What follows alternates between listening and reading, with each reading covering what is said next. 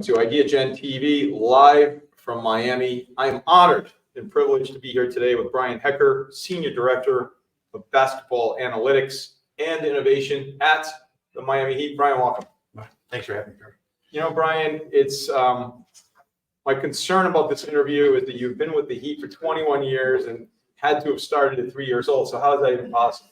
I'd love to say that was the case, but just been an unfortunate situation. It's incredible. I'd love it if you could kindly, for our global audience, the millions of people that will watch this interview, if you could introduce yourself and discuss a little bit about your experience in basketball analytics and how it's evolved over the years. Yeah, so I've been, my background is coaching. So I coached in college for 11 years, and I've been with the Heat now, as you mentioned, for 21. And one of my strengths, or the things that I relied upon, was looking at, then it was statistics. And when I first came to the Miami Heat, there was already a system in place, but we were calling it statistics. I mean, that goes to Pat Riley, to Eric Spoelstra. So there's not any credit for me to take there. That's just what was already in place in the forward thinking. And then I just became someone who understood the numbers, what we could use, essentially what became actionable. And then it's progressed into the position I have now, which is having a team underneath me that's working with machine learning. And we'll go into all that, but it's really just, I've seen that progression over the last 20 years, and it's been fast and significant. You know what I find fascinating about this is that you were a coach.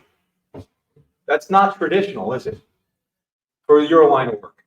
Not in analytics. I mean, I have the opportunity to be in a locker room, to work with players, and then to have the conversation, or be in the room, so to speak, as opposed to just crunching numbers and looking at data. Because really, basketball data could be data in healthcare. It could be data in a way, but just it allows me to bring a little different perspective to it. At the same time, I can't do the things that my team can do. Right? I don't have that training and that background. So there's a nice blend in order to help everyone in the organization. What do you mean by that? I mean, there's specific skill sets when it comes to whether it's, using our data scientists for machine learning models, whether it is our data engineers, our front end and back end software developers, our analysts. There's so much that goes into just creating a simple dashboard, but they may produce a dashboard that makes complete and total sense to them as a good visualization. But then I look at it as a coach, which is, let's say 90% of our audience. And they may look at it, it's just too complicated. It's too complicated. It's a matter of, again, what's actionable, what can we use, what matters, what doesn't matter in the moment. It's funny you say that, because you come across all these platforms that could apply to any business, and you look at it and you say, well, that's great, but I think it's a little bit too complicated. Like, am I really going to be utilizing this? Is it actionable? Well, yeah, and that's actually one of the most important things that we kind of always grasping, and that is, it doesn't matter the age of an individual that maybe you're working with in your organization. It has more to do with what their background is and who's your audience, and understanding that aspect of it. So, part of it is just, how do we share that information? We're not making it for us. Right. And at the end of the day, and this is probably the thing that's gone across analytics in particular, or sometimes you hear that struggle within sports, right. And that is analytics, the way we use it in our organization, it's just a tool. No different than a tool is watching video. A tool is working and understanding a particular player. A tool is knowing the health of a player. So data is just another tool that helps a decision. It doesn't decide what you should do.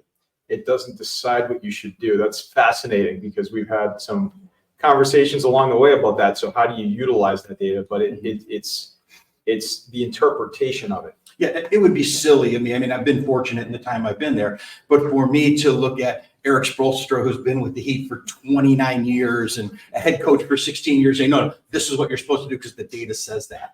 That would be foolish. Right. Right. And I wouldn't believe that, to be quite honest. I believe his intuition, and Pat Riley, with his 50 years, working in professional basketball. There's just so much more to it. And it's different. I mean, there may be other areas within business where the data rules, Right. right? That's not the case. We're simply another tool Right. that we put at the disposal for those people to guide decisions. Well, but it's remarkable to think about, you mentioned all the roles that you're leading in this area. I mean, I don't think the average person really has an understanding of what's going into this. I mean, it's complex. Yeah, well, data, I mean, it's one of the things I've been fortunate. Maybe it's, earlier I touched every part of the organization, whether it's working with trainers, whether it's working with our strength staff, performance staff, the coaches, our front office, our scouts. Data helps in every single area. And then there's devices that collect data. So it's a matter of how my team will help interpret the way they want it to be interpreted, because there's also data you can use in different ways. You need the answer, or what you feel data can do for an answer. But then there's also, because we are in sports and we are dealing with people playing the game, there can be a level of, okay, how do you manipulate to get what you see? There is a balance. There's a balance. There is a right. balance, but Right. you always want the ultimate truth. But at the same time, you may not want to share something because you need to lift the player up that day. Right. There's ways that you're going to work that, but it does touch across the board in all aspects of the organization.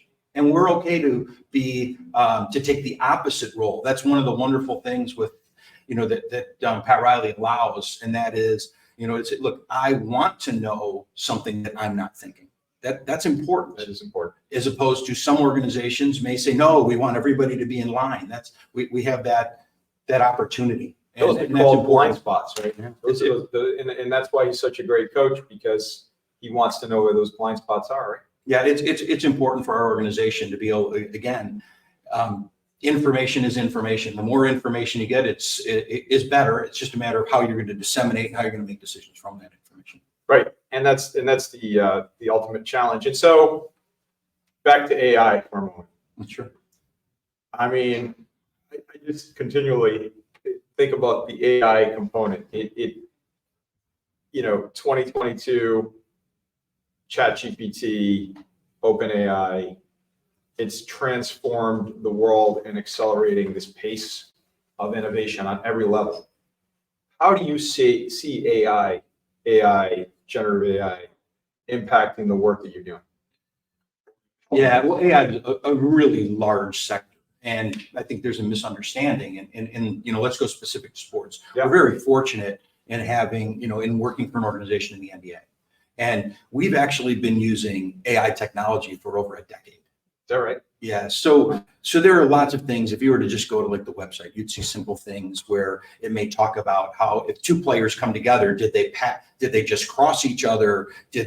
Was it, now basketball terms, like, was it a pick and roll? Was it a screen? How it was? And they're creating this artificial intelligence that can just do that for every single game. Wow. So we're bringing in that data. Now, 10 years ago, and right up until this year, and this is the innovation aspect of it, we've been using products that allows us to know where every player is on the court, center mass, 30 times per second.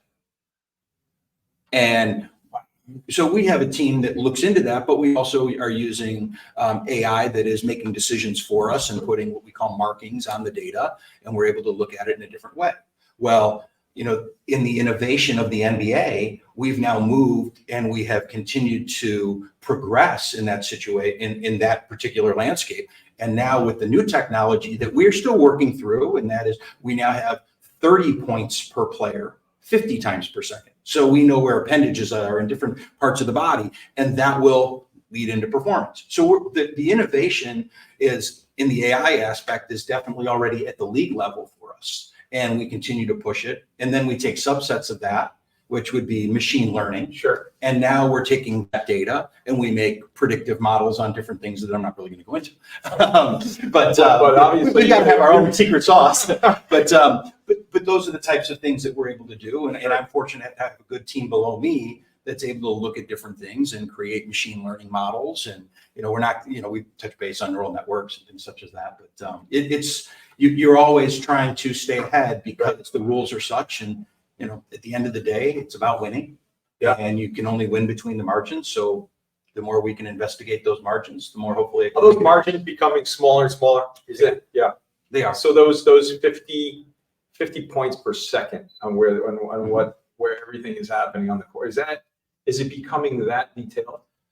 It's available to us. It's available to you. So there's a level, the conversation always comes up in our world is, when is there too much data? And I will be honest, 5 years ago, 6 years ago, there was a hard discussion, like, are we getting too many data sources? And that was kind of where this analytics team came from, because now there is no such thing, because we can weed out and we can work through that information. But there was definitely a time where we were like, okay, are we getting pulled in too many directions? Right. But now, because we can take all of that information and put it in, create machine learning models, and it only makes it better. And the more data we get, the better it becomes.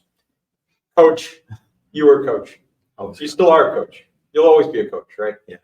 And yet you're leading up this analytics team, and it's profound what I've heard already in this interview. I mean, it's beyond what you can imagine.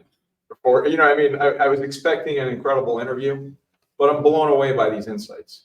So as a coach, what are the elements of that you feel help you to really synthesize what's important in the data? Honestly, it's the people I work with. They're not necessarily my ideas. It's the relationships. At the end of the day, it's still about the relationships and the fact that we've had people. I'm at 21 years, but I'm kind of in the upper middle within our organization on the basketball side, which is more of an kudos to ownership and front office from that standpoint. But it's really the relationships and understanding what they're looking for. There are times where we will absolutely go on our own and we will just start to hunt and look for different trends, whether it's across the league, whether it's on players, whether it's players to draft, and we'll do some of our own things. But really, it still starts with the relationships and knowing what you want throughout an organization. So that's really what it is. And because I've been there longer, I've known the people there since they either started or have had a long enough relationship. That's really interesting that you're relating back to the people, because it's always, we're talking about data, we're talking about technology, we're talking about all these things, but you're relating it back to the people. And by the way, the NBA is a people business. Mm-hmm. It's individuals that are on those courts. And so the performance is one piece, but you're taking that and synthesizing it back with your team. Well, yeah. And the other part, even just, obviously with what this has to do with, we're talking about also health. We talk about performance. I mean, these are also people, right? So they're spending a certain amount of time on the court, and we're working with them. But these are adults that have issues or a life outside of it. So in ways that we can help with wellness and things that create data and ways that can help them as individuals, that can slowly go into things, but on an individual basis. So we work at the team level as well as try to help as much as we can on the individual level. That's incredible to hear. So it's a holistic approach. There's a level to that, yes. Incredible. The Miami Heat values this, what you refer to as a culture of innovation, right? That's the thing. And so other examples that you can share with our global audience that are, examples of that exemplify the organization's commitment to that. It sounds going to sound very repetitive, but it goes back to the people.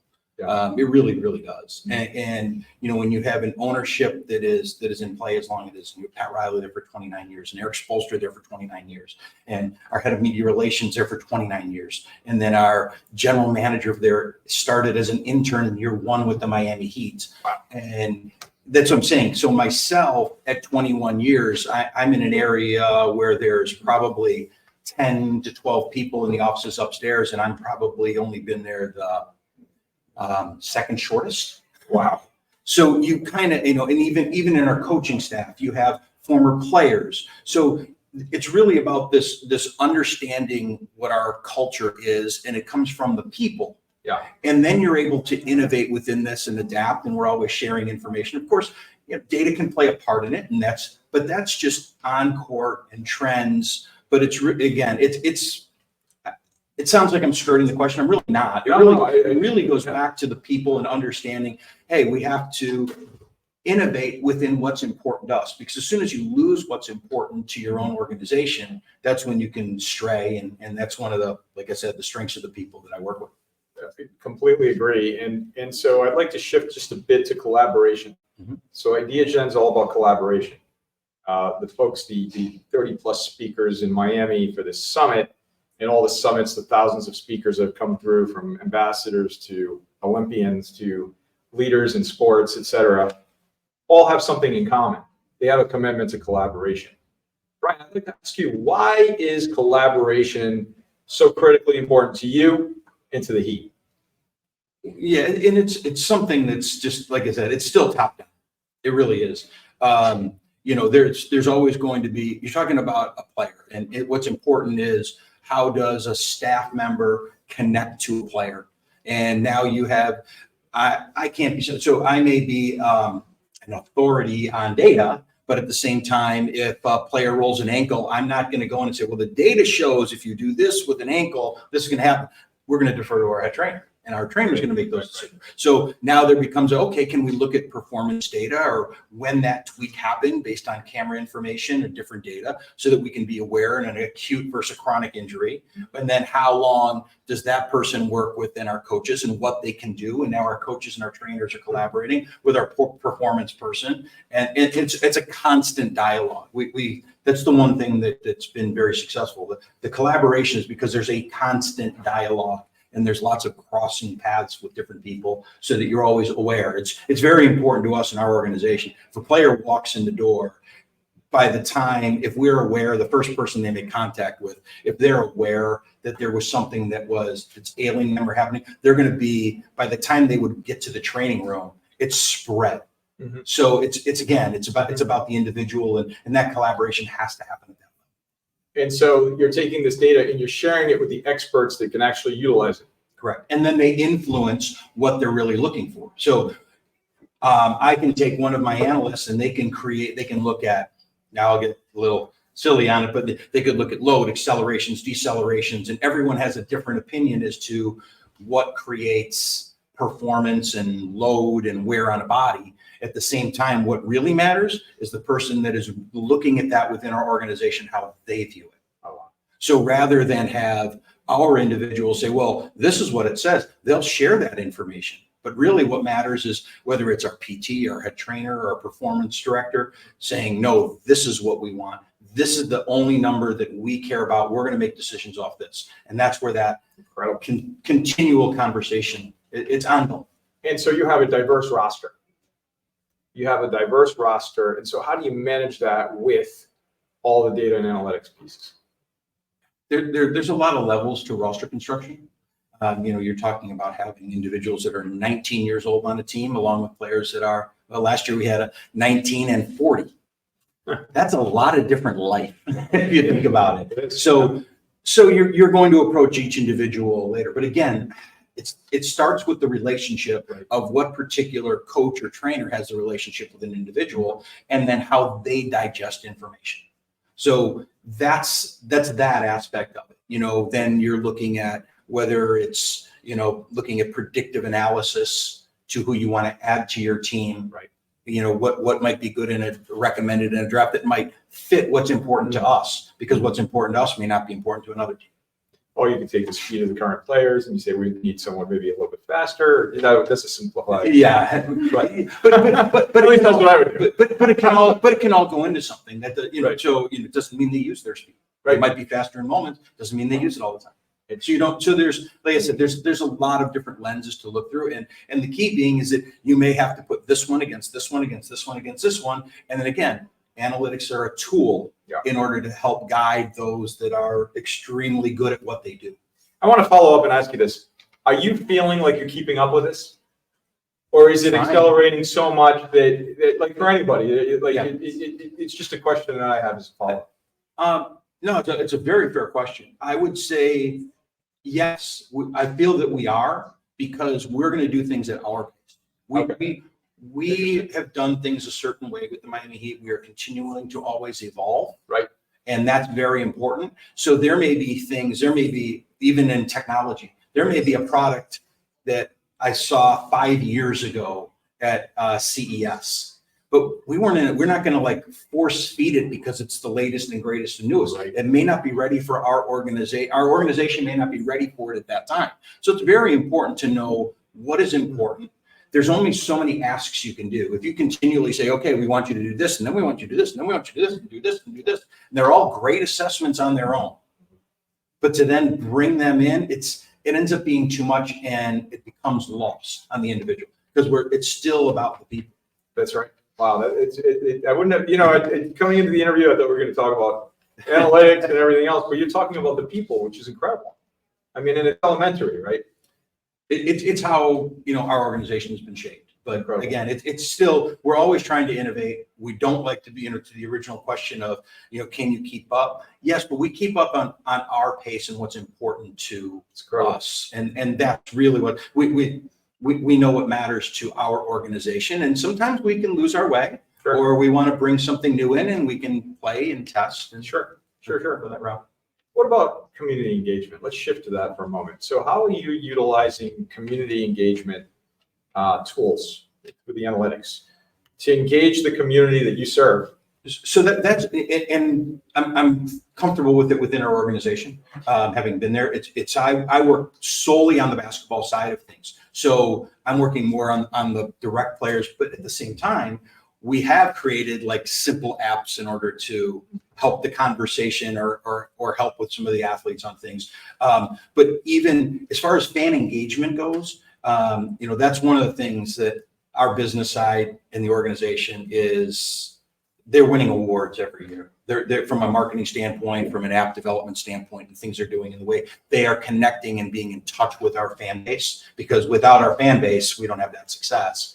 And then we do make demands on our players to be out in the community. Sure. And we also like to bring in people that want to be in the community. Right. That's important too. But there are different aspects that the business side is doing. The Miami Heat app, we're ticketless. We've been that way for a very, very long time. And as you know, anything that you're doing in an app, it's not about the app, it's about the data. Right. And you're making decisions off that as to what's a good day to have this event? When are there too many people here? When are there not? How do you deal with concession stands? How do you deal with carousels? How do you deal with security? Everything like that. So that is about to make the fans' experience better. So there's a strong data set. And in fact, on the basketball side, we even work with our strategy suite. So we can pivot people to the basketball side at certain times of the year or as things are needed. So it's very much, it flows. And just a final question. So the analytics that you're producing and collecting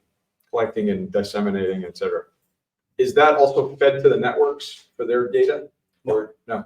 No, that's a completely separate thing that happens. So they may have basic access to what we're already using, but it may be more website based, or you always hear an announcer say, "Oh well," and you get this crazy statistic. Right. Well, they're working with other people that are looking at different things in different history, et cetera. Exactly. But they have access to the base level. They don't need to create predictive models. They just need what creates a story. And again, they're about the story. What story are they trying to create? How do they enhance that situation? Right. So we may have a site visit at times with our internal and just help them understand certain aspects of analytics, but that it is completely separate. So Brian, as we conclude this interview, I would love you to be able to articulate to the global audience, where do you see this all going? What's your call to action for folks around the world that are interested in the Heat and the work that you're doing? What is that call to action? That'd be a tough one to say. I mean, it's analytics. It continues to grow in sports. It's having a much larger role, and the biggest thing that we're looking for is we're always looking for things that continue to innovate and push us and make us look this direction and look this direction, and then keep our strength with that focus. But there are lots of opportunities, moving forward. There certainly are. And at the end of the day, it's doing, I talked at the beginning, analytics, whether it might be in healthcare, whether it's in finance, whether it's working with some of the same things, but maybe it seems a little more fun to the people around you. Yeah. But it's growing. I don't know that people think, oh, analytics is taking over. I think that's an unfortunate narrative, right? Because again, it's still to have the success. It's still about the people and how you use it. And again, it's a tool, but it's a pretty powerful tool. Well, Coach Brian Hecker, Miami Heat, changing the world. Thank you so very much. Thank you. Amazing interview. Thank you.